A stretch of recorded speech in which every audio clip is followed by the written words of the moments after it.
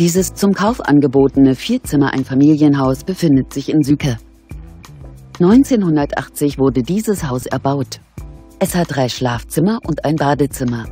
Die Ausstattung befindet sich in einem gepflegten Zustand.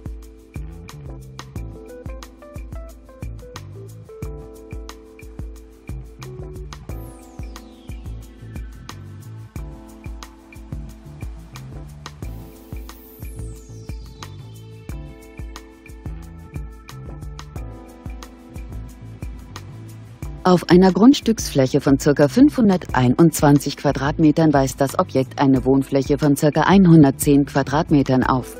Das Gebäude hat einen Kaufpreis von 164.000 Euro. Wir freuen uns, Sie näher zu informieren.